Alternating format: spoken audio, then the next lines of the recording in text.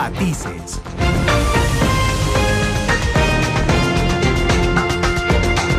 Una producción de Noticias Monumental.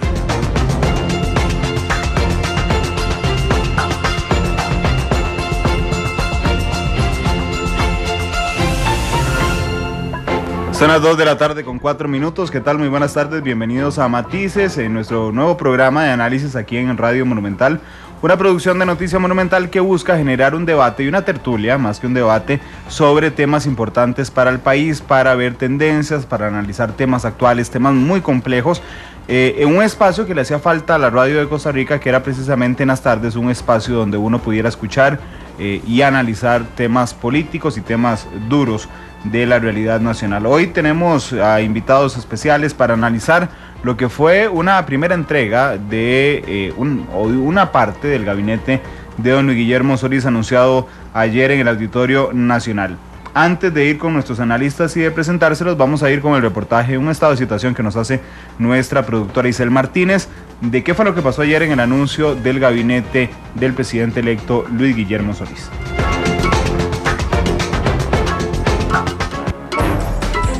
Las grandes obras inician con un borrador.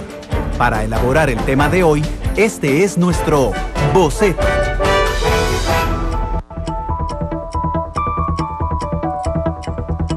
El presidente electo Luis Guillermo Solís anunció este lunes el nombramiento de 14 ministros, una viceministra y 4 presidentes ejecutivos de instituciones autónomas. Solís reveló sus primeras fichas y aclaró que el próximo 28 de abril dará los nombres de la segunda parte de su gabinete. En el Ministerio de la Presidencia estará el obispo de la Iglesia Luterana, Melvin Jiménez, quien fue jefe de campaña del PAC y es máster en teología. Por otra parte, Carlos Cegnini será el próximo titular de Obras Públicas y Transportes, quien sustituirá a Pedro Castro en sus funciones. Cegnini es licenciado en Derecho, pero Solís anunció que tendrá 2 viceministros con alto perfil técnico. La sorpresa de la tarde fue la designación del actual viceministro de Seguridad, Celso Gamboa, como titular de la misma cartera. Durante la administración de Laura Chinchilla, Gamboa ocupó además los cargos de comisionado antidrogas, viceministro de la Presidencia y jefe de la Dirección de Inteligencia y Seguridad. El mandatario electo separará gobernación del Ministerio de Seguridad Pública y aunque aún no nombra a un jerarca, sí aclaró que la actual diputada del PAC, Carmen Muñoz, será la viceministra. En el Ministerio de Ambiente y Energía, Solís designó al catedrático Edgar Gutiérrez. Por otra parte, la exdiputada y expresidenta del PAC, Elizabeth Fonseca, será la nueva ministra de Cultura. El vicepresidente de la República, Elio Fallas, asumirá como recargo el Ministerio de Hacienda, mientras que Ana Elena Chacón coordinará programas sociales, pero no será ministra al mismo tiempo. María Elena López será la nueva titular de Salud y reemplazará a Daisy Corrales, mientras que Olga Marta Sánchez trabajará como titular de Planificación.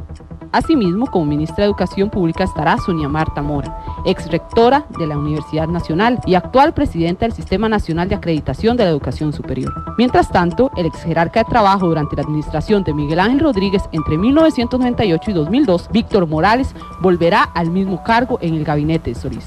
Alexander Mora será el sucesor de Anabel González y Wilmer Ramos se encargará de la cartera de Economía. Por su parte, Alejandra Mora será la encargada del Instituto Nacional de las Mujeres, quien además tendrá rango de ministra, al igual que Carlos Alvarado del Instituto Mixto de Ayuda Social. Por último, Carolina Mauri, nadadora y abogada, será la ministra de Deportes y Willem von Breyman de Turismo. Solís dejó en suspenso el nombramiento de jerarcas de Agricultura y Ganadería, Ciencia, Tecnología y Telecomunicaciones. En cuanto a presidencias ejecutivas, Solís nombró a Olivier Castro, máster en Ciencias Económicas en el Banco Central. La bióloga Yamilet Astorga estará al frente de Acueductos y Alcantarillados. Sergio Alfaro se encargará del Instituto Nacional de Seguros. Por otra parte, Carlos Obregón será el presidente del Instituto Costarricense de Electricidad. Bajo este panorama, hoy en Matices le damos algunos tonos referentes al perfil del gabinete que iniciará junto a Luis Guillermo Solís a partir del próximo 8 de mayo. Diferentes colores. Diferentes visiones.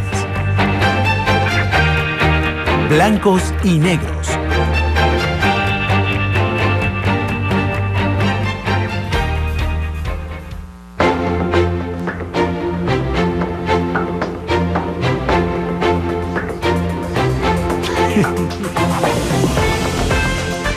2 de la tarde con 6 minutos. Gracias por estar con nosotros en Matices, hoy les decíamos, tenemos una mesa bastante amplia de análisis donde me voy a entretener mucho yo casi no voy a hablar, voy a tomar café nada más, para analizar la parte de gabinete que presentó ayer don Luis Guillermo Solís. Hoy tenemos dentro de nuestros invitados, voy a empezar por doña Argentina Artavia, investigadora en democracia y participación, politóloga de la Universidad de Costa Rica. Doña Argentina, ¿qué tal? Buenas tardes.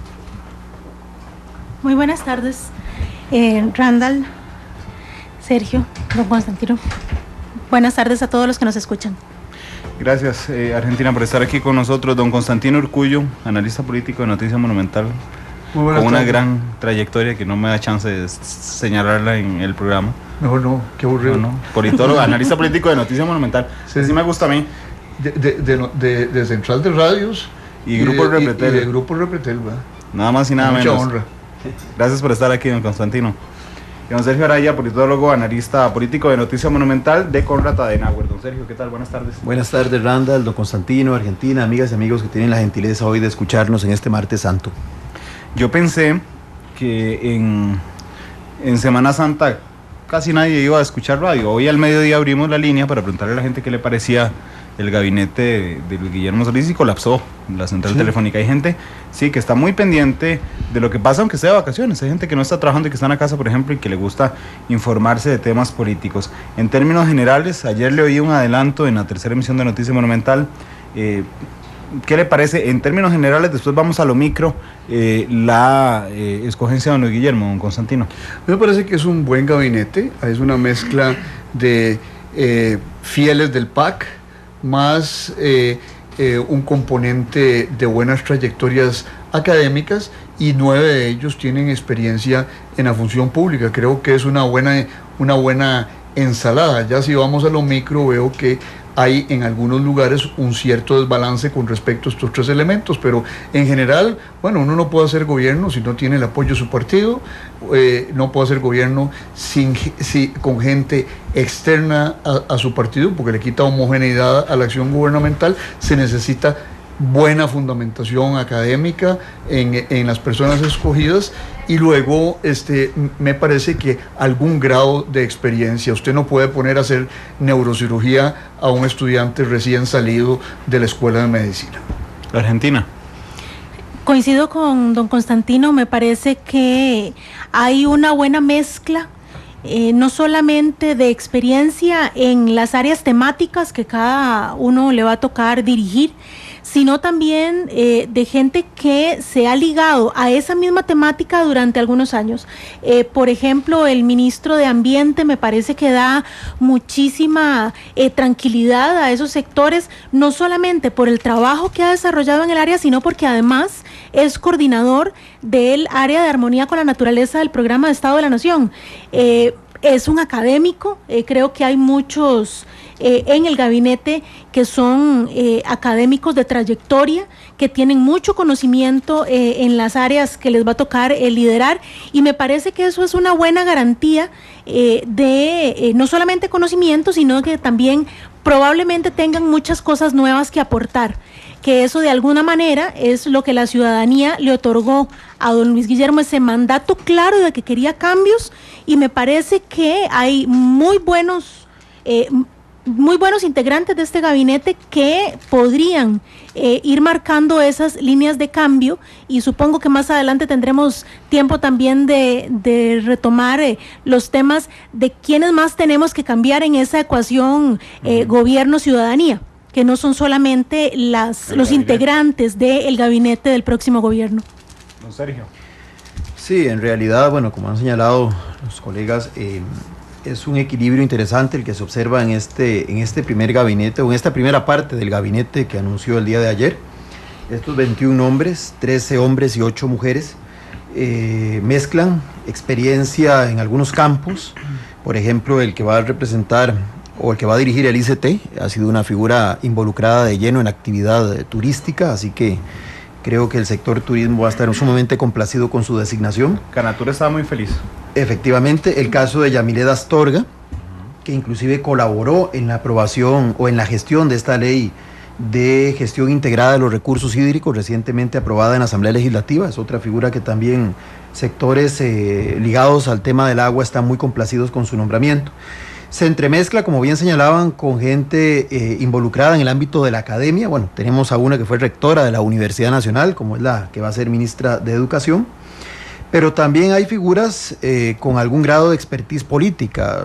Víctor Morales, que fue ministro, que fue diputado, que fue también en su momento precandidato de otro partido, pero que hace mucho se había involucrado al PAC, inclusive actualmente funge como alcalde de Acerrí.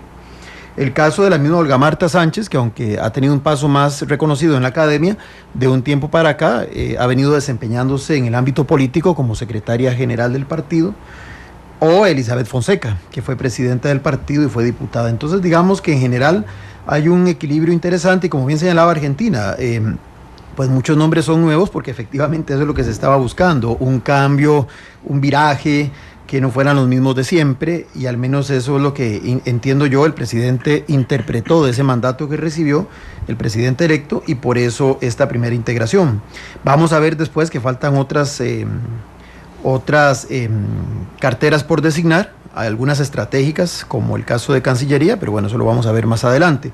Y solamente un elemento a acotar, interesante, que de las personas que él había nombrado como voceros, que mucho se rumoró que podrían ser esos los ministros, hay solo como 5 o 6 que pasaron a ser ministros. Un caso emblemático es el de doña Yamilet González, que había sido la vocera de educación, y bueno, vemos que en este caso no es considerada para ejercer la rectoría de ese ministerio.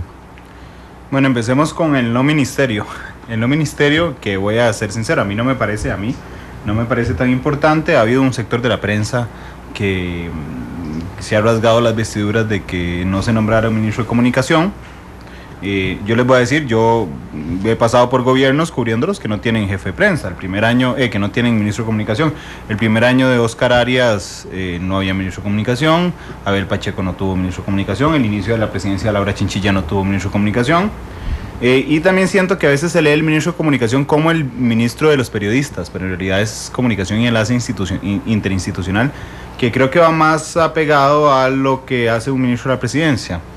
¿A usted le hace falta un ministro de comunicación, don Constantino? Para nada. Además, esa discusión me parece irrelevante y una pérdida de tiempo. No le hace falta. Además, vamos a ver. Yo sí creo que la presidenta Chinchilla necesitaba un ministro de comunicación, pero por la coyuntura, no per se el cargo. Es decir, ella no necesariamente, doña Laura no es muy hábil en su relación con la prensa directamente. Don Guillermo sí lo es.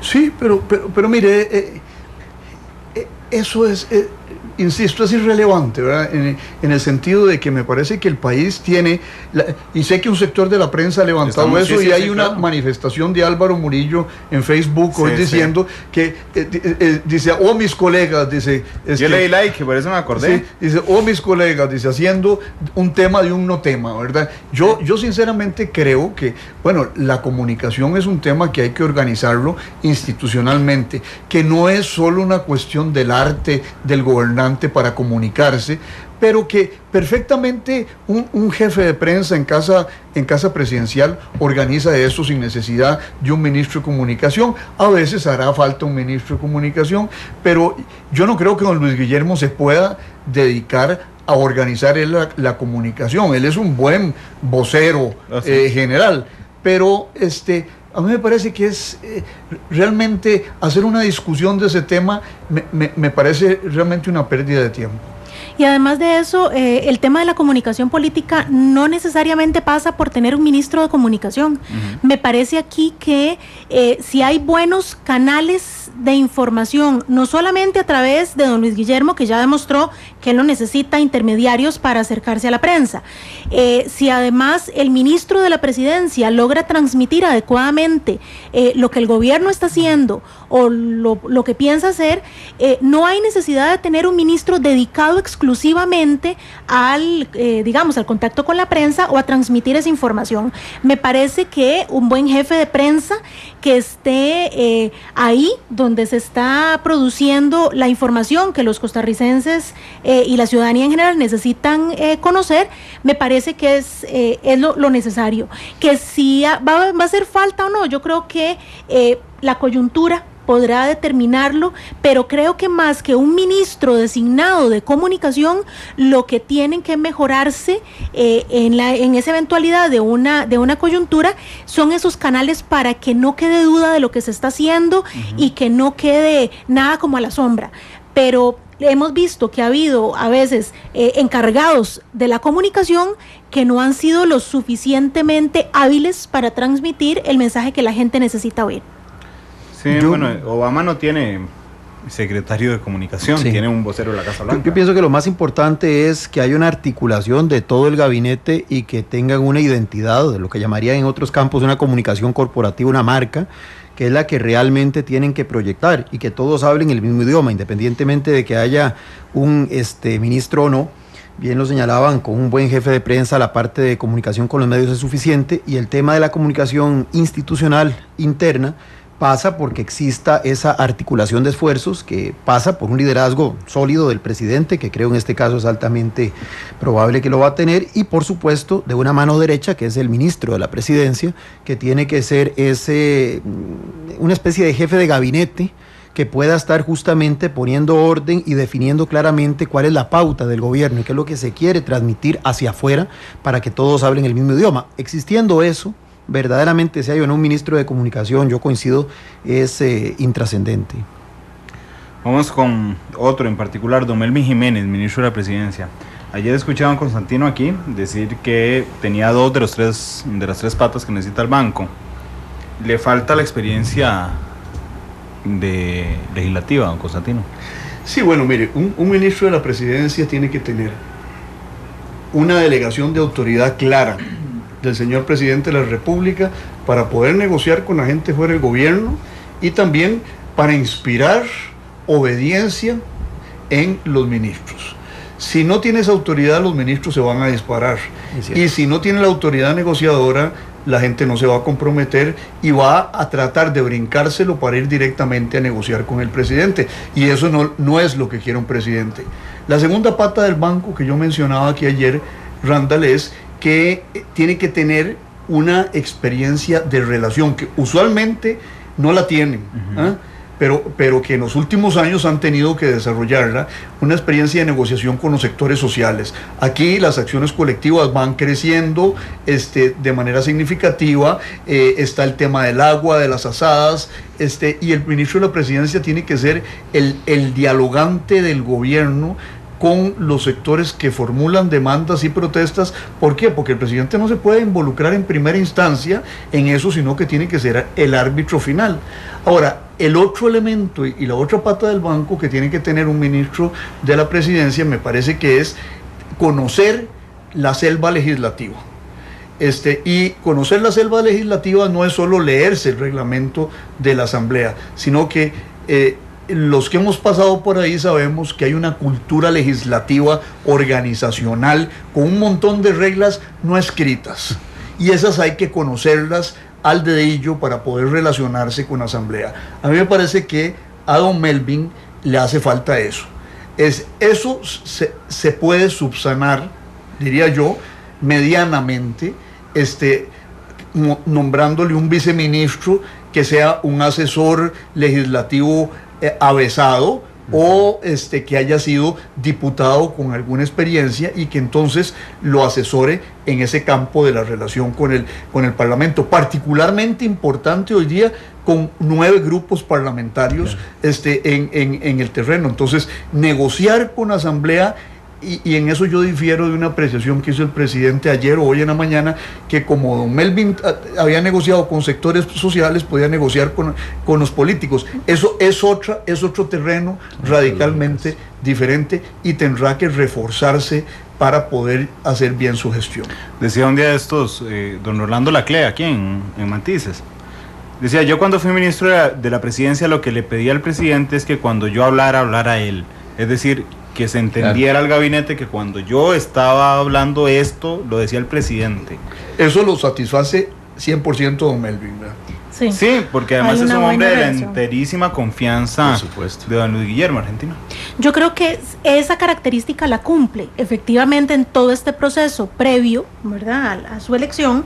Don Melvin ha demostrado que es la persona más cercana quizás en esta parte de la dinámica de la campaña, muchísimo más cercana que cualquier otra. Lo escucha, tiene una gran capacidad no solamente de escucharlo a él, sino de dejarse escuchar. Él puede dar consejos que ciertamente son tomados en cuenta. Y la parte igual que mencionaba don Constantino es la parte de la habilidad para acercarse a las organizaciones sociales. Igual yo tengo la preocupación en esta parte legislativa porque la dinámica es diferente. No solamente por la fragmentación de la próxima Asamblea Legislativa, sino porque tenemos que tomar en cuenta que van a llegar, bueno, que ya están ahí a punto en unos pocos días de sentarse en Cuesta de Moras, diputados que ya, o sea, que repiten, que conocen la dinámica a la perfección, que saben no solamente lo que el reglamento les permite, sino aquellas otras negociaciones o también de zancadillas que pueden cometer en el acto político y que son perfectamente posibles. Si hay alguien que no conoce esa dinámica, como dicen, no la ve pasar. Esa es la preocupación sobre todo, porque le falta ese olfato político legislativo, que no es solamente sabiendo quién es quién ahí o solamente conociéndose el reglamento. Hace falta un poco más, y justamente, o sea, el ministro o las personas que van a ocupar los ministerios no tienen que ser todólogos, o sea, no pueden saberlo todo, y ahí resulta vital la persona o las personas que lo van a ayudar, ya sea como viceministros o como asesores en el ejercicio del Ministerio de la Presidencia. A mí me preocupa en relación a una cosa. Está don Melvin, que tiene cero experiencia legislativa. Vamos al presidente del directorio legislativo, que si es el que el PAC quiere, va a ser Henry Mora, que tiene cero experiencia legislativa. Si bajamos un poco más, está la jefa de fracción, doña Emilia Molina, que tiene cero experiencia legislativa. Esto, digamos, no hay ningún nivel por donde pase las órdenes del presidente que pueda compensar la falta de experiencia. Y tiene al frente, como bien señalaba Argentina, gente con experiencia en el ámbito legislativo, en esa cultura que señalaba Constantino no escrita, porque el reglamento establece lo que se puede hacer y también indirectamente lo que uno puede hacer con el reglamento, jugando con el reglamento y con esos vericuetos, esa letra menuda que tiene. Y entonces a veces sí, evidentemente solo la experiencia de estar ahí puede permitir detectar esas cosas.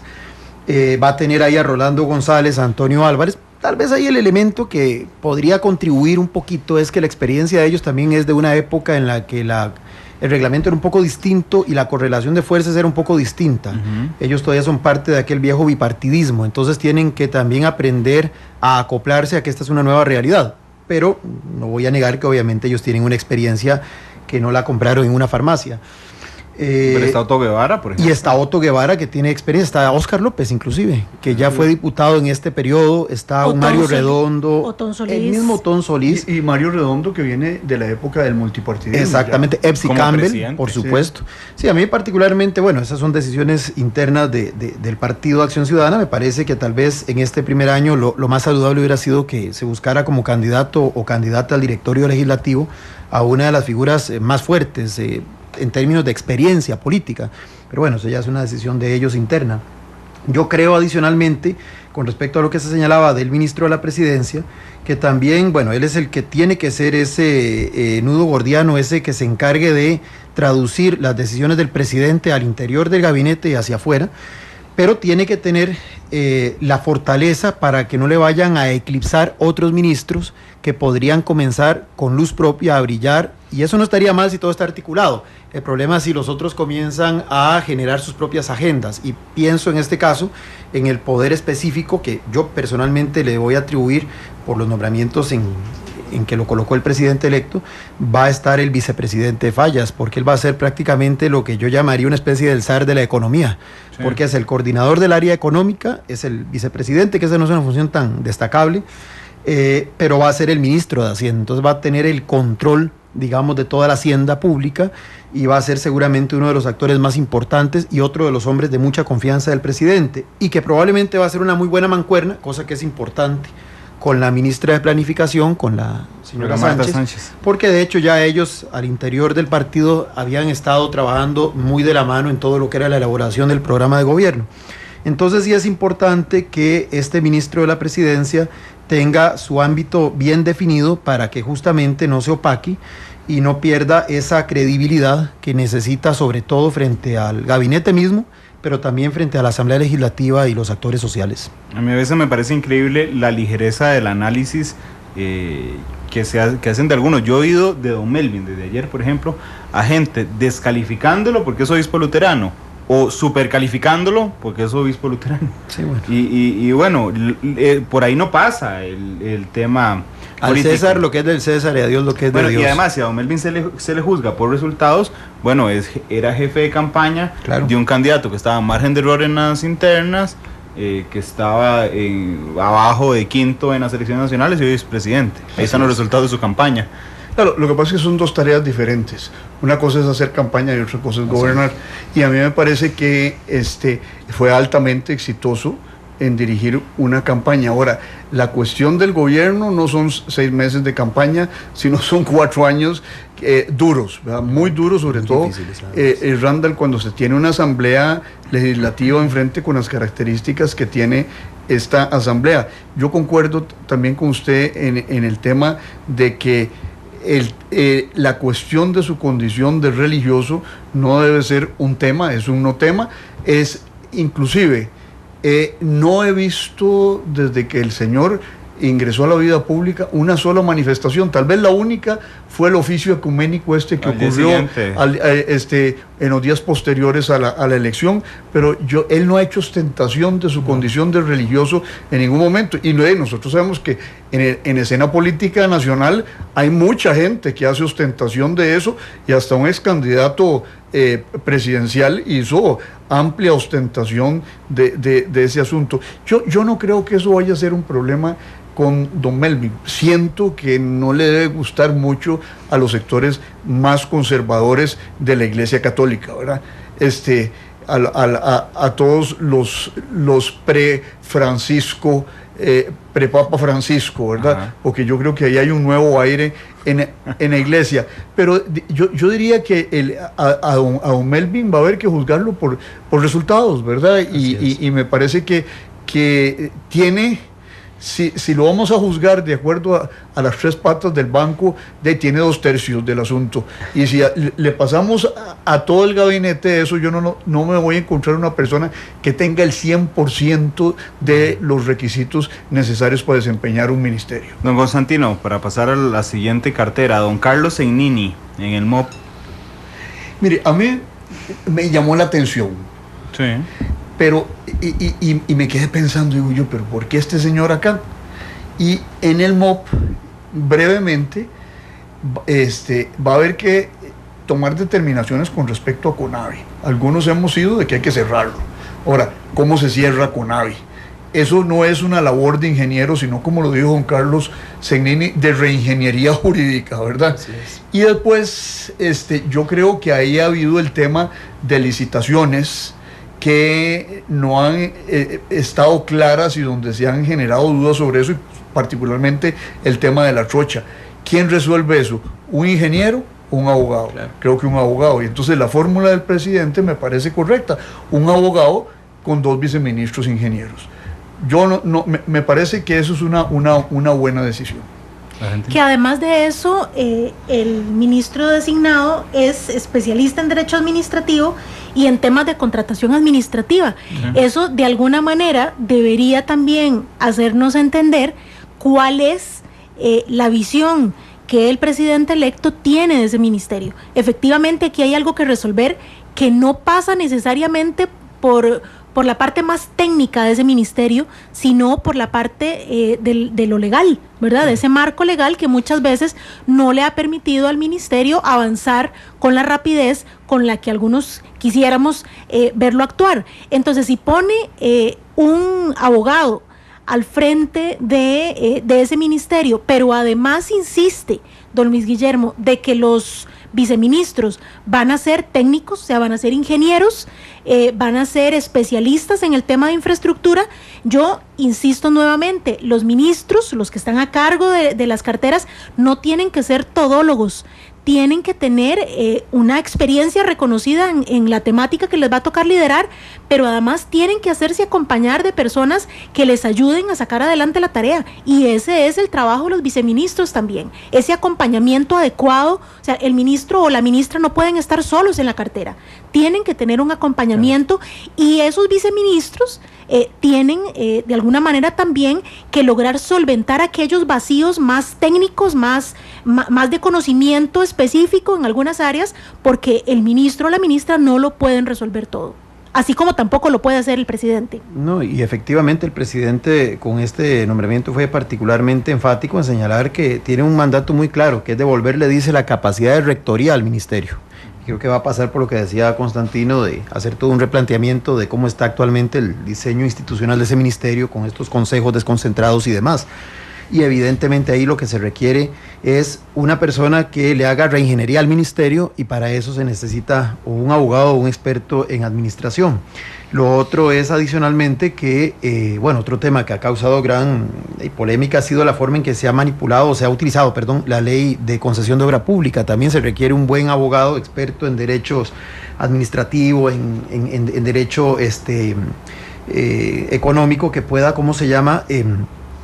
saber, como dice nuestro pueblo, zarandear bien ese instrumento jurídico que lamentablemente ha creado una serie de percepciones de que no ha sabido ser utilizado y que nos ha creado grandes perjuicios económicos.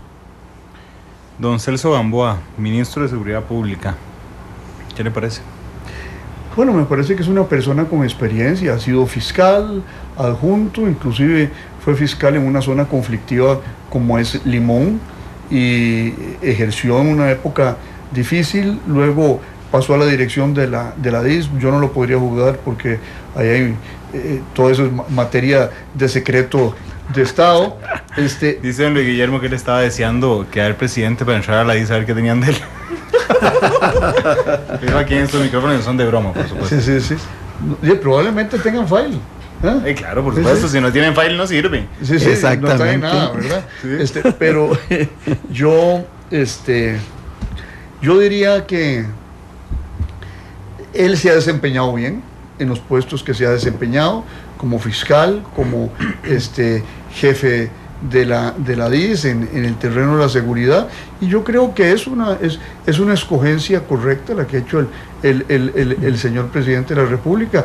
No tenía gente en ese terreno particularmente adiestrada en esas materias, aunque yo creo que hay mucha gente tanto en Fiscalía como en el Poder Judicial, y algunos en el Ministerio de Seguridad Pública, o inclusive ese es un puesto que se le puede entregar a un abogado de tendencia civilista, porque es un puesto de control político, y el control político de la fuerza pública es la parte más importante. Desde luego que el combate contra la delincuencia es uno de los temas importantes, pero yo pienso que mantener un control estricto sobre los cuerpos de policía a través de un abogado criminólogo es una buena idea. Sí, don Luis Guillermo había dicho que no iba a nombrar ministros de este gobierno. Bueno, lo hizo, porque Celso Gamboa no es ministro de este gobierno, en el uso estricto de la palabra. Por otra parte, él ayer dio una breve explicación, se detuvo en ese nombramiento, y creo que oía a don Constantino anoche decir si rectificó para el lado correcto, en el sentido de que yo no veo nada de malo en que admita buenas labores en esta administración. No, y me parece que es un reconocimiento tácito de que ese ha sido un aspecto en el que la actual administración ha, funcionado correctamente. Es decir, el tema de la seguridad no fue ni siquiera un tema de campaña, en honor a la verdad, y me parece que el que había sido uno de los principales ejes de campaña de hace 4 años, si se invisibilizó en esta oportunidad, es porque en parte la ciudadanía está conforme con lo que ha sido el rendimiento de la administración en ese campo, y obviamente don Celso ha tenido mucho que ver ahí. Y yo concuerdo además, de la experiencia de don Celso, hay que tomar en cuenta que él es funcionario de carrera del Poder Judicial, en realidad de ahí saltó al Viceministerio de Seguridad en su momento. Y además abre la puerta, como diría don Constantino, para que siga rectificando para bien, de que algunos nombramientos que todavía no han sido designados y que evidentemente, probablemente en el PAC no hay el suficiente elemento humano tal vez para ocuparlos, pudieran eventualmente ser considerados, y estoy refiriéndome concretamente al presidente del Instituto de Ferrocarriles, por ejemplo. Que además no llegó en un gobierno PLN, don Miguel Carabajín. Tampoco. Digamos, se mantuvo en el puesto. Pero además tampoco podemos ser como tan livianos en la crítica para decidir que en un gobierno X o Y toda la gente es mala o toda la gente es buena. Me parece que hay elementos que hay que rescatar en todos los gobiernos. O sea, hay claros y oscuros, ¿verdad? En todas las administraciones, los matices que le das a este programa, por supuesto, es entender que esos matices forman parte de la cotidianidad, forman parte de las distintas administraciones, y entonces, bueno, que reconozca en una de esas personas que formaron parte de esta administración que termina, no significa que de alguna manera se está ni dándole un voto 100% de confianza por entero a la administración, sino reconocer que hay personas muy valiosas que merecen permanecer en sus puestos, como bueno, el caso del señor Carabaguías, ojalá que sea algo de lo que él reconozca, y que lejos de criticársele a don Luis Guillermo, es más bien reconocerle esa capacidad de poder encontrar en las personas que están cerca o un poco más lejos esas cualidades y esas habilidades que los pueden llevar a desempeñar un buen trabajo en el próximo gobierno. Mire, y por ahí alguien ha dicho que es la primera mentira del gobierno, y yo creo que eso es excesivo. Es decir, a mí me parece que si uno dijo una cosa y se da cuenta de que las circunstancias lo obligan a rectificar para bien, está bien, no es mentiras. Uno tiene derecho a equivocarse de haber tenido una visión pues no justa de la realidad en un campo, y el presidente ya lo que hizo, es decir, si hubiera nombrado ahí a María Félix, ministra de Seguridad Pública, yo lo criticaría, pero nombre un funcionario probo, honesto, con una carrera detrás de sí. ¿Por qué empezar a crucificar al presidente porque había dicho que no iba a nombrar a nadie del otro partido? Si hay gente buena en el otro partido, ojalá nombrara más. Es decir, yo le digo, doña Sonia Marta es santo de mi devoción en el Ministerio de Educación, creo que es una ministra de lujo. Yo me hubiera visto, sin embargo, en el puesto de don Luis Guillermo, me hubiera visto en una situación difícil de quitar a Leonardo Garnier, porque me parece que ha hecho una buena tarea. Ahora, ya Leonardo, 8 años es suficiente, está bien que se vaya para su casa a descansar y a escribir mucho y a pensar mucho, porque es un gran pensador, pero hizo una buena tarea. El que lo hizo bien, no hay por qué cambiarlo. Y en este caso de don Celso, yo no creo que esto sea una mentira, es una rectificación menor, secundarísima y hasta terciaria. Y eso iba a agregar que será la primera de muchas rectificaciones que tendrá que ir haciendo una vez que asuma y que se dé cuenta de que hay cosas que quizá desde fuera se vean de una manera y que ya estando adentro se dimensionan mucho mejor. Bueno, el tema de la electricidad es una, por ejemplo, que ahorita vamos a entrar a hablar de don Carlos Obregón, pero ayer Carlos Obregón, Luis Guillermo Solís aquí dijo: yo prometo que voy a bajar el costo de la tarifa de la electricidad. Ayer Carlos Obregón dijo: no, un momento, vamos a ir a ver cómo se fija, porque resulta que después la bajamos porque queremos y después se nos devuelve el boomerang, ¿verdad? Así es. Me parece que eso es uno de los ejemplos. ¿Qué les parece lo de Carmen Muñoz? Porque don Luis Guillermo anuncia, voy a tal vez pecar de ligero, pero a mí no me parece de mayor trascendencia separar gobernación del Ministerio de Seguridad. Digamos, no me parece una decisión país, así como cerrar el CONAVI. Y dice, bueno, ahí vamos a poner de viceministra a Carmen Muñoz, que de hecho, si ustedes se dan cuenta, la única viceministra que anunció ayer en la conferencia de prensa, con el riesgo, y no es personal, de que doña Carmen se enoje, pero me parece que no encontró un ministerio donde colocarla y la pone de viceministra de Gobernación. Mire, Carmen tiene una trayectoria de defensa de derechos humanos de los migrantes, por ejemplo, y ahí está migración, y creo que va a ser importante que hay que recordarse de una cosa que a mí se me había olvidado, pero que yo había tratado en mi tesis de grado, y es que ¿por qué se unió Gobernación con el Ministerio de Seguridad? Porque había dos cuerpos policiales que funcionaban independientemente. En Gobernación funcionaba la Guardia Rural y en Seguridad funcionaba la Guardia Civil. Entonces se llegó a la conclusión que todo tendría que unificarse. Entonces la manera de unificar esos cuerpos fue fundiendo ambos ministerios, pero lo cierto es que en gobernación hay una serie de dependencias que no tienen que ver nada con la seguridad pública.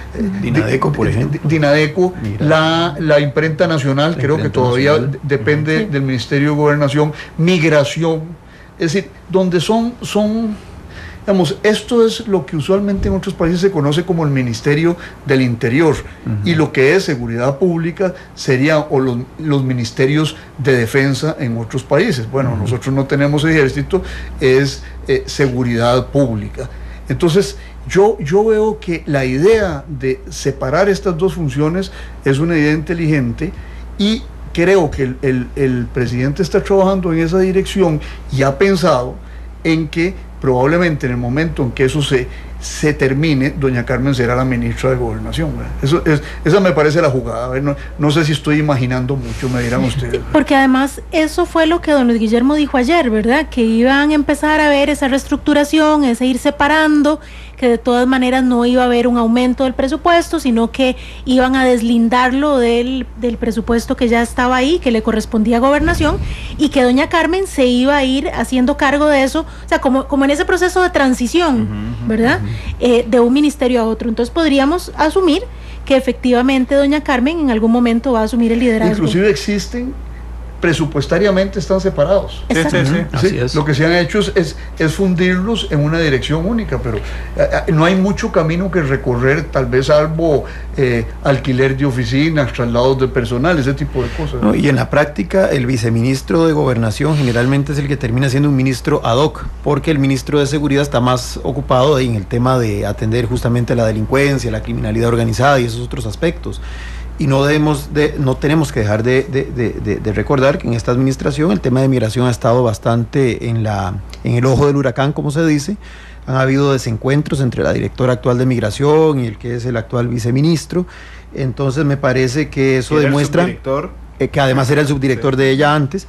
Me parece que es importante, que es un tema que no es de menor importancia, que sí demanda que haya un jerarca que esté dándole un seguimiento especial, y creo que en esta oportunidad pues me parece una buena designación. Ahora, efectivamente, doña Carmen es jefa de fracción actual del PAC, y era importante tal vez blindarla a ella y hacer ver que este viceministerio no es un puesto de segunda categoría o un premio de consolación, sino que justamente tiene ese objetivo de corto y mediano plazo de crear esa, digamos, reforma, o de volver a dividir los ministerios como estaban antes.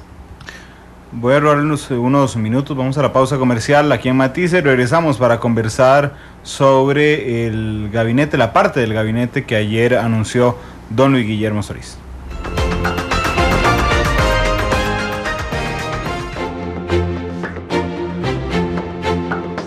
Esto es Matices.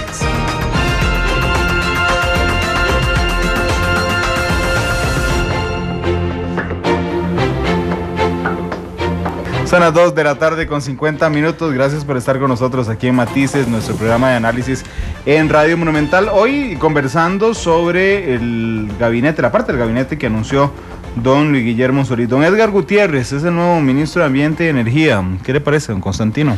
Bueno, es un excelente académico, pero sin experiencia administrativa en el sector público. Me parece que va a tener que hacer un proceso de aprendizaje intenso y rápido en lo que es el manejo, porque, bueno, es amigo personal mío, pero Edgar ha estado en la cuestión de los observatorios en la universidad, del Estado de la Nación, ha dado clases, es un académico brillante, pero bueno, va a tener que hacer lo que yo llamo el tránsito de las cosas de la lógica a la lógica de las cosas, ¿verdad?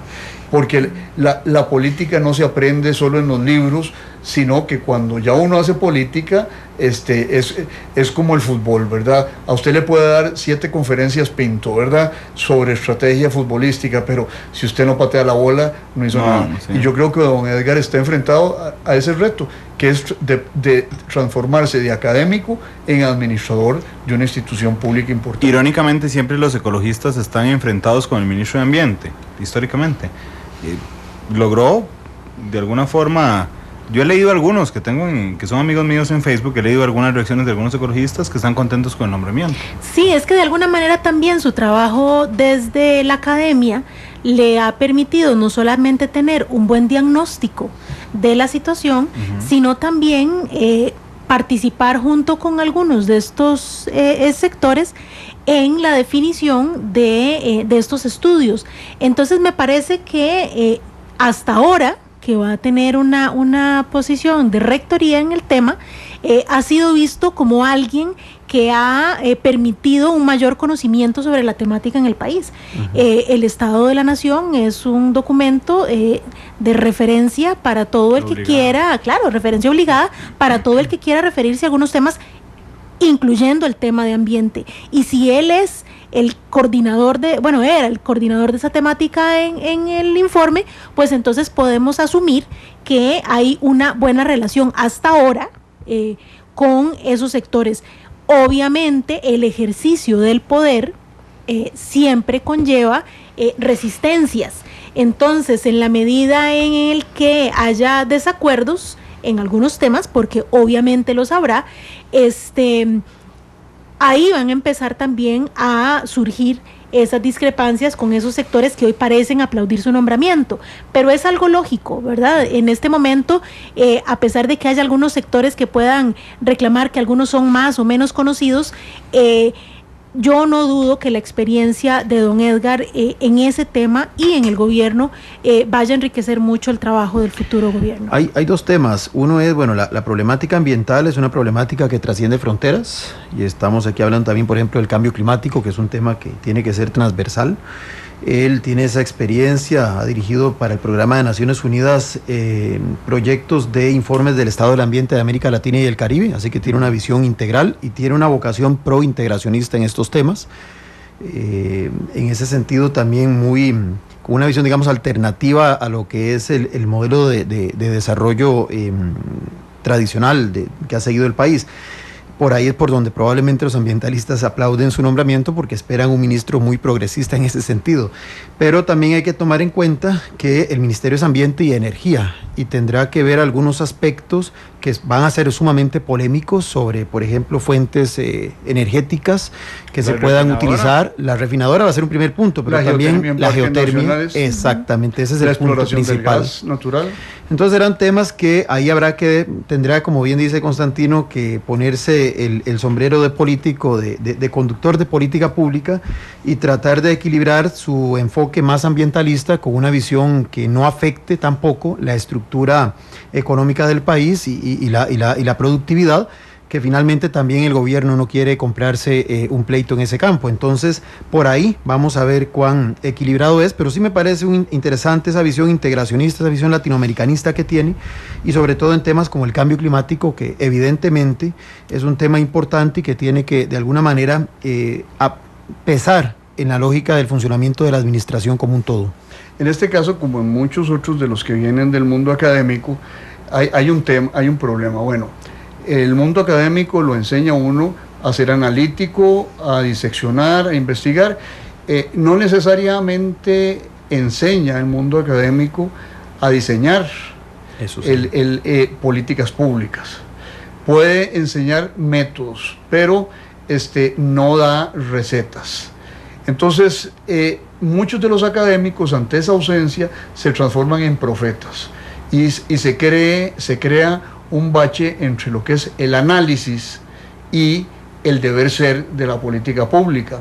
Yo no digo que este sea el caso del ministro que comentamos, pero ese bache experimenta una situación inédita y difícil cuando usted ya lo que tiene que hacer es no investigar, tener una visión del problema en conjunto o proponer algún tipo de recetas, sino de tomar decisiones concretas. Entonces, yo auguro, digamos, de que muchos ambientalistas seguirán aplaudiendo, pero habrá otros que no les gustarán algunas de las decisiones, y entonces dirán, este no era un verdadero ambientalista, ¿verdad? Porque no hizo lo que nosotros, grupo X, B o C, queríamos que hiciera. Ahora bien, Elizabeth Fonseca. De lujo. ¿Como ministra de Cultura? Claro, de lujo. Mire, una historiadora laureada, con una formación extraordinaria. No se puede decir laureada en esta transición. de gobiernos. Sí, no, ¿verdad?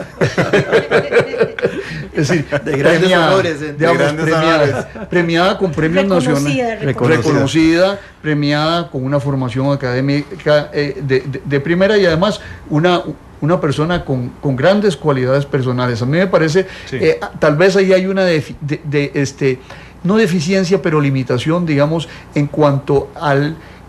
yo le oí a alguien decir hoy, en cuanto a que no conoce bien el mundo del arte, pero después de que yo había oído eso, me recordé que en alguna ocasión le oí una conferencia a doña Elizabeth sobre la arquitectura colonial en la Costa Rica del siglo XVII o XVIII.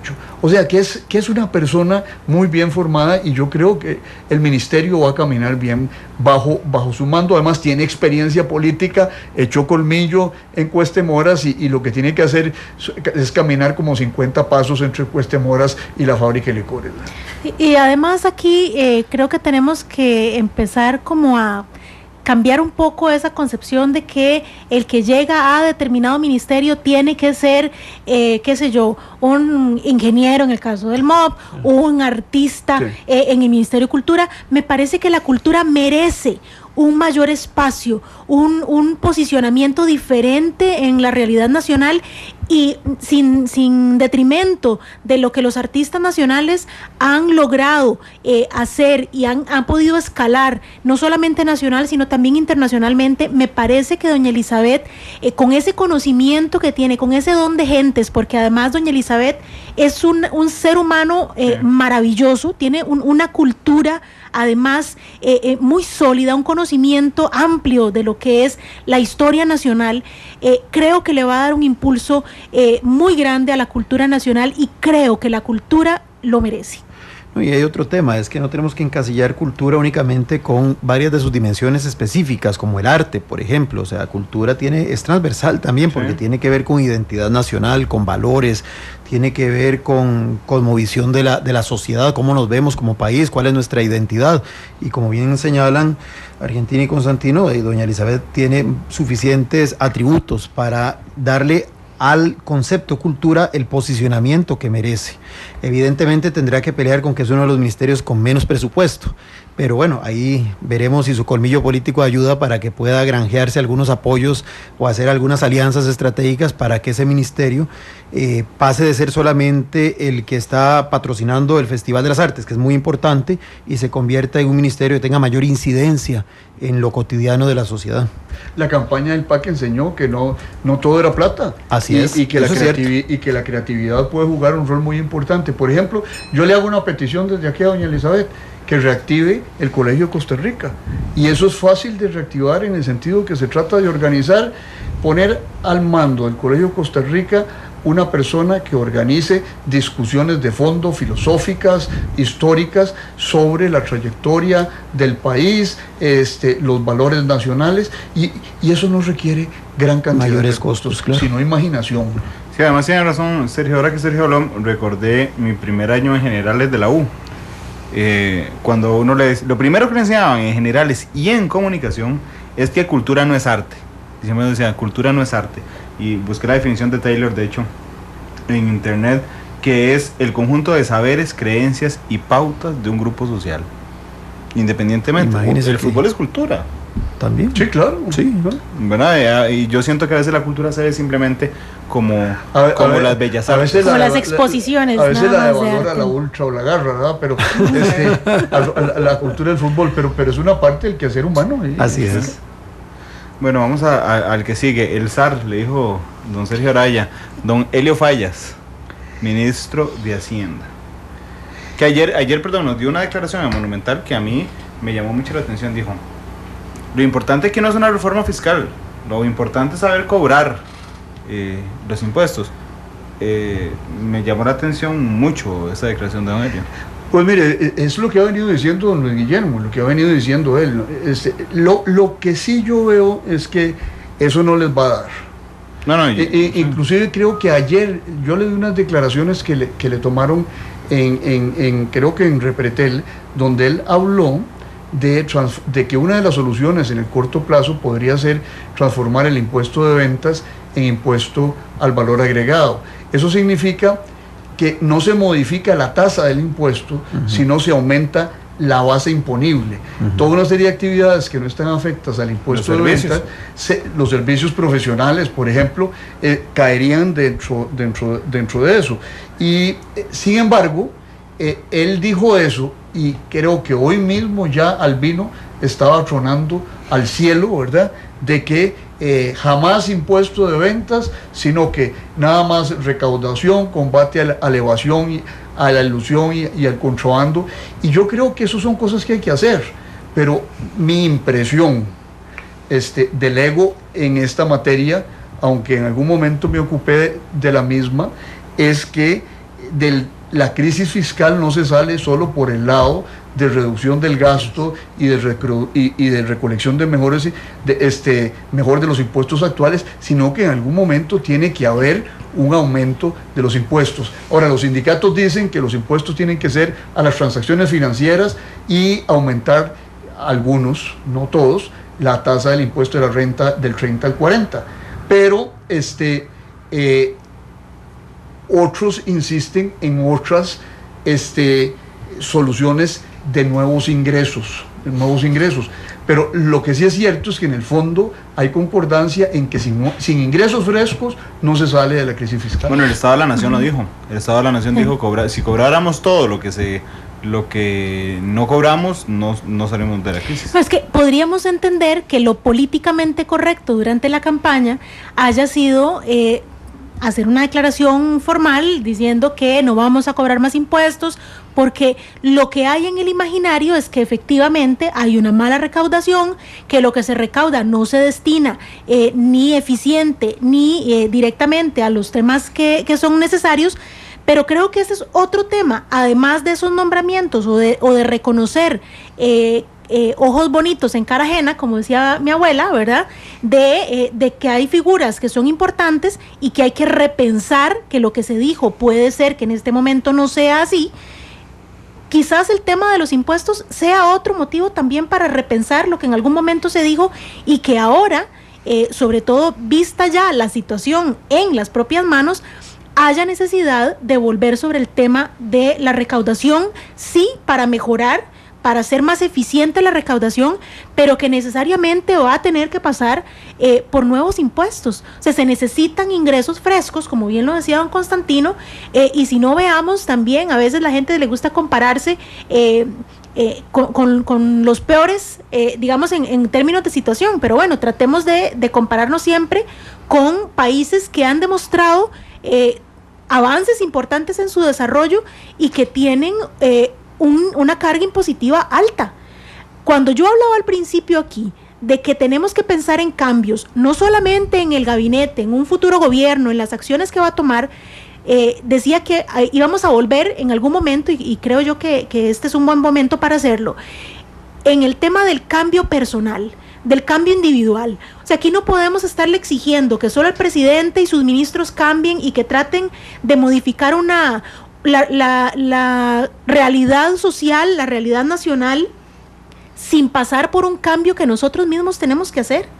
Desde el trabajo que estemos realizando en la academia, en un instituto, en un colegio, en una escuela, un ministerio, un banco, en las calles, donde se quiera, tiene que haber un cambio también. Y más allá de ser una frase trillada o una frase hecha, de que sí, todos necesitamos cambiar y todos necesitamos aportar, creo que este es el momento oportuno para que de verdad nosotros, así como le cuestionamos al gobierno y así como elevamos expectativas de ese futuro gobierno, de que las cosas van a cambiar y ser mejores, nosotros también tenemos que reflexionar acerca de cuál va a ser ese aporte desde lo más chiquito, desde lo más que podríamos decir más trivial o menos importante que podríamos señalar, cuáles son nuestros aportes verdaderos, desde llegar a tiempo, a trabajar, de cumplir con el horario, de hacer bien nuestras tareas, de no dejar las cosas para mañana o para después porque de por sí nadie se está fijando.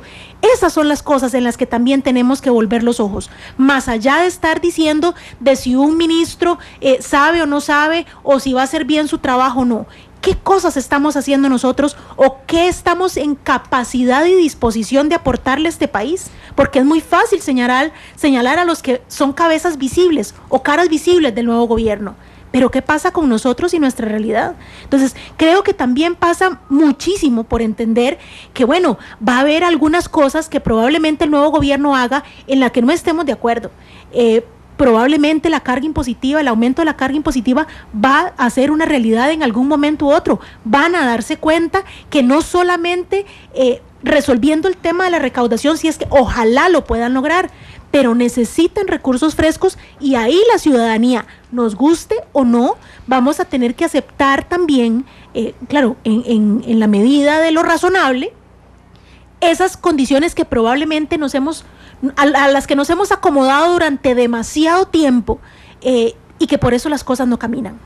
Yo pienso en ese caso, bueno, como bien señala, es un compromiso de todos y como el gobierno es una visión integral, bueno, obviamente por eso me parece estratégico que quien sea el ministro de Hacienda coordina también lo económico, porque él va a tener que estar garantizando que el primer presupuesto que les va a tocar presentar en septiembre, que tiene que ser constitucionalmente aprobado en noviembre de este año, cumpla ese requisito de austeridad, de socarse la faja. Probablemente va a tener que discutir con muchos ministros, porque también hay que reconocer que se crearon expectativas de una serie de apoyos a distintos sectores que demandan más gasto público que no se tiene. Tenemos además a mitad, creo, en los próximos meses, la negociación del FES, que es el Fondo de Educación Superior, que es otro gran tema que también va a generar una profunda polémica. Y por supuesto está el tema de los gastos inflexibles, que bueno, el actual ministro ya los ha señalado, donde el tema del empleo público y toda esta, digamos, espiral de beneficios y de valores agregados que tiene, genera que cualquier incremento, por mínimo que sea en la base, termina exponencialmente afectando las finanzas como un todo. Y la ley de empleo público va a ser otro tema que va a tener que ser discutida. Ahí es en donde sí es importante, me parece a mí, y es donde se va a comenzar a medir la capacidad de manejo político de este gobierno, porque muchos de estos aspectos van a pasar por una asamblea legislativa muy fragmentada, como ya se ha señalado aquí, y en donde al menos en este tema sí hay posiciones muy claras de oposición en algunos casos y de conveniencia en otros. Sabemos que el libertario, por ejemplo, su política es luchar contra los impuestos, y todo lo que suene a cambios en impuestos va a encontrar en ellos una profunda oposición. Y también sabemos que probablemente Liberación Nacional en algunos aspectos, dependiendo de cómo se maneje o no lo que ellos han llamado la supuesta cacería de brujas, podría tal vez torpedearle justamente cualquier iniciativa, por muy puntual que sea en materia de nuevos impuestos que plantee el gobierno. De ahí, una vez más, la importancia de ese manejo político, donde también, retrotrayéndome un poco al ministro de la Presidencia, va a necesitarse de esa habilidad, porque son esos aspectos que tienen que dominarse a la hora de justamente acometer cualquier cosa. O sea, no es simplemente llegar y decir, bueno, sí hay que plantear un nuevo impuesto, es que hay que saber cuál es el momento político para hacerlo, y si existen o no las fuerzas a favor en ese momento para poder eventualmente tramitar esa propuesta. Efectivamente es un tema sensible, es un tema el más complejo de todos. El costo de la vida es uno de los temas que más golpea a la ciudadanía, y la gente está esperando que el cambio signifique no solamente transparencia, no solamente rendición de cuentas, que el presidente ha señalado que son sus ejes, sino también sentir una sensación de bienestar. Y el problema es que esa sensación de bienestar se quiere sentir en lo inmediato. Y eso pasa por un mejoramiento en la situación de la calidad de vida y en el costo económico de las cosas. Y verdaderamente creo que ahí es un tema que se las trae, porque efectivamente la estructura de gastos nuestra es tan rígida que aún minimizando gastos en consultorías, por ejemplo, o en gastos, digamos, de los diferentes ministerios, tenemos varios aspectos sensibles. Esos gastos rígidos, o sea, los pagos a las deudas, tanto externa como interna, que tenemos, las transferencias obligatorias que no se pueden modificar sustancialmente o en el corto plazo, los salarios de los empleados públicos, que quieras o no es un tema sensible, y por supuesto otro factor importante, que un amplio sector del financiamiento público ni siquiera forma parte del gasto del gobierno central, sino que está en las instituciones descentralizadas. Entonces aquí también es un tema que resta un poco la maniobrabilidad a quien esté como ministro de Hacienda. Así que creo que esta va a ser una de las primeras áreas que medirá justamente de qué está hecha esta administración y cómo puede manejar políticamente un tema que es de por sí muy sensible. Hay otro campo de batalla que se nos olvida, y es la negociación salarial del sector público, que se viene ahora en el mes de junio, y creo que va a ser muy delicada por temas como el del enganche, o sea, la vinculación entre los aumentos a la base y los aumentos a las categorías superiores, pero también va a ser complicada, y yo creo que ahí don Melvin va a jugar un papel importante por la división en el movimiento sindical. Es decir, tenemos por un lado la NEP y un sector sindical importante, y por otro lado tenemos lo que se ha llamado el bloque unitario, que es un bloque muy fuerte, porque está en la APSE, la ANDE, la UNDECA. Creo que los sindicatos del ICE también están en el bloque unitario y enfrentados a la NEP de una manera muy fuerte. Inclusive Albino los ha llamado extremistas y otros lo llaman trotskistas. Y entonces esa negociación lo que va a generar es que los sindicatos van a entreacusarse de ser complacientes con el gobierno o de lo contrario. La negociación final que logre el gobierno en el tema sindical va a estar teñida, permeada por el enfrentamiento entre esas dos ramas del movimiento sindical. Previendo un poco eso, hoy en la mañana estaba oyendo yo a don Albino diciendo que sería una buena posibilidad si hacían una especie de acuerdo, si llegaban a una especie de acuerdo sobre el tema de los salarios en el sector público, y que lejos de estar convocando cada 6 meses a reuniones, ¿verdad?, para ponerse de acuerdo en cuanto al incremento salarial, tomar una decisión más largo plazo y de idear un mecanismo para, lejos de estarse con esas reuniones semestrales, poder establecer directrices para los próximos 4 años, porque entonces él decía, el tema es de sentarse, de que haya estiras y encoges, y entonces generalmente los sindicatos nunca nos ponemos de acuerdo, siempre nos vamos a la calle, hay huelgas, y con todo lo que significa esto. Interesante, digamos, la posición de don Albino, porque de alguna manera empieza, ¿verdad?, dándole un espacio a la nueva administración, ¿verdad?, en este clima de buenas expectativas que tienen todos los sectores. El mismo don Albino diciendo, esa es una posibilidad.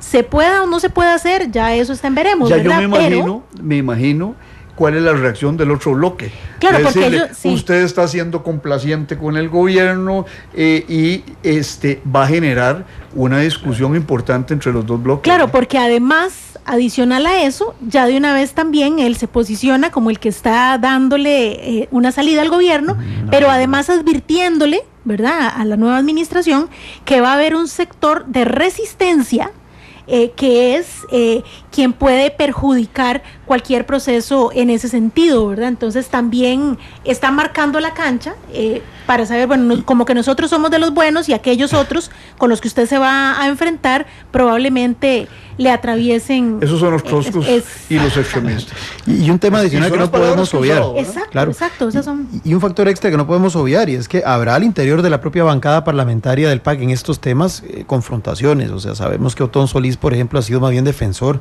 de que hay que corregir el tema lo antes posible, y él, bueno, ha dicho públicamente que es respetuoso de la posición del presidente electo, mas no significa que la comparta. Entonces, en algún momento, de acuerdo a ese ejercicio de realismo político que mencionaba Constantino hace un rato, podría ser que la tesis de Otón, que ha estado en este momento a la sombra, por razones tácticas o estratégicas, pueda reverdecer, porque la coyuntura le permita demostrar que en este momento sí es necesario acometer con el tema también de ingresos frescos, por ejemplo.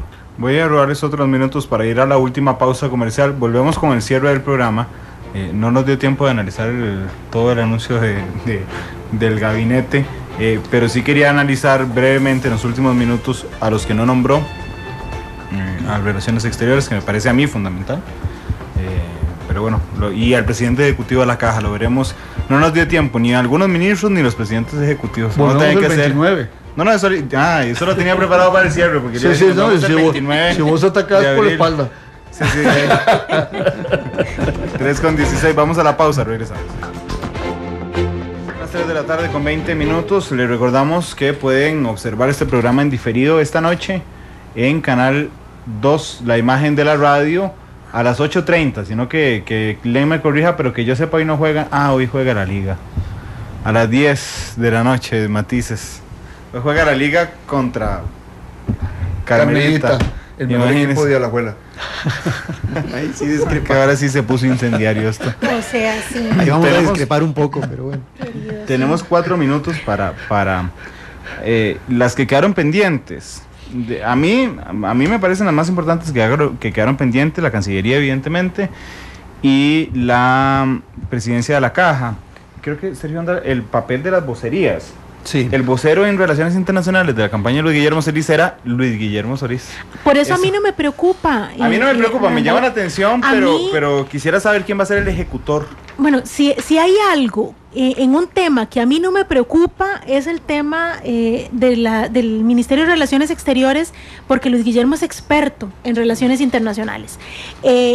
Y además no sería la primera vez que un presidente sea su propio ministro de Relaciones Exteriores. Lo vimos con don Óscar Arias y don Bruno Estaño, por ejemplo. Y don Bruno era el que ejecutaba. Aquí faltará saber quién es el que acepta seguirle, digamos, el paso a don Luis Guillermo en un área, además en un tema que conoce muchísimo. Es experto en el tema, ha escrito mucho, profesor, y le encanta, le encanta, por supuesto, y el tema de Centroamérica es uno de sus fuertes. De ahí que de su primer viaje, digamos, oficial como presidente electo, sea a los países centroamericanos a invitar a sus colegas, ¿verdad?, sus futuros colegas, al traspaso de poder. Lejos entonces de generarme preocupación, lo único que quedaría por saber es quién es el ministro, el que encabece la cartera, y que sea el que ejecute, ¿verdad?, las disposiciones de Luis Guillermo. Pero me parece que él será el que marca la pauta, el que marque los lineamientos de cuál va a ser la política exterior de su gobierno. Sobre todo porque viene el tema con Nicaragua, ya no como le tocó a este gobierno, que es una coyuntura más política, de invadir o no invadir, sino viene el tema jurídico, vienen los juicios en la Corte Internacional. Y que su no visita a Nicaragua también habla de una exactamente. Sí, hay un lenguaje no verbal que también es importante analizar. Hay que ver quién es el ministro o la ministra. ¿No ha habido mujeres canciller en Costa Rica? No, nunca. Viceministra, sí. Viceministra, sí, ahí está doña Yoconda. Elaine White, la primera. Ajá.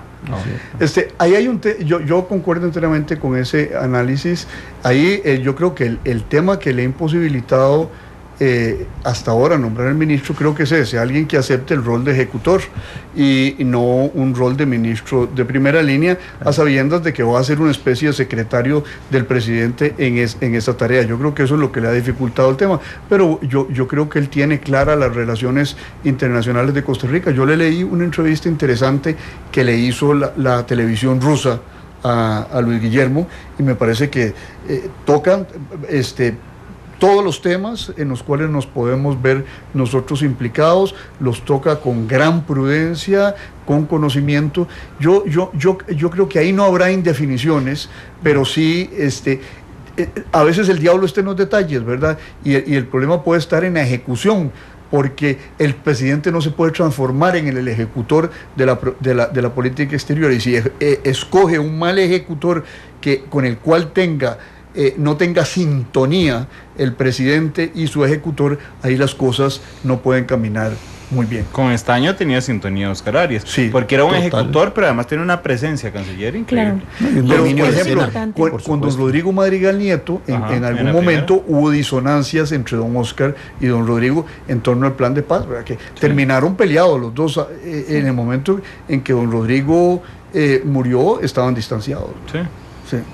Sí, yo concuerdo. Me parece que sea alguien aquí con dominio de escena del ámbito internacional es Luis Guillermo Solís, no solamente porque ha sido su predilección académica, sino porque tiene expertise en el campo. Recordemos que antes de saltar a esta aventura de convertirse en precandidato del PAC, había sido el secretario ejecutivo de la Cumbre Iberoamericana de Jefes de Estado y de Gobierno, con sede en Panamá, y de hecho trabajaba allá en Panamá, así que tiene una visión totalmente permanente, actualizada, y tiene muy buenos vínculos con diferentes países y sus gobiernos.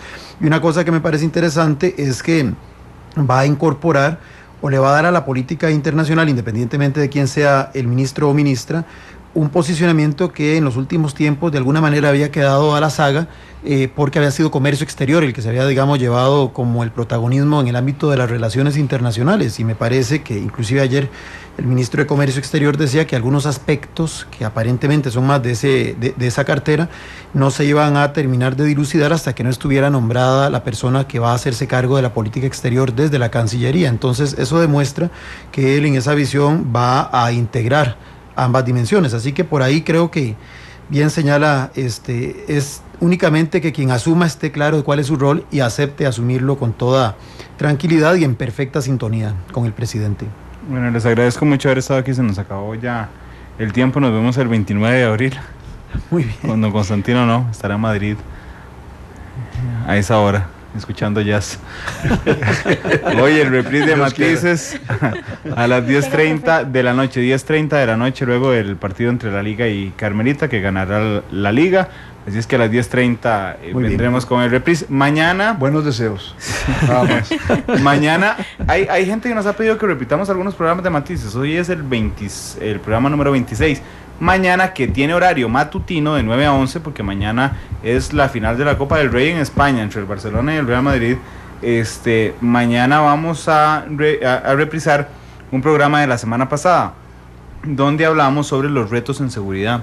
Estuvieron invitados aquí Walter Navarro, el viceministro de Seguridad Pública, Juan José Andrade, director de la Fuerza Pública, estuvo Fernando de Rocal, exministro de Seguridad, y don Pablo Barahona, quien era el vocero de Justicia de la campaña del PAC, un programa que estuvo muy entretenido. Mañana lo reprisamos en la mañana. Gracias por estar con nosotros y feliz tarde.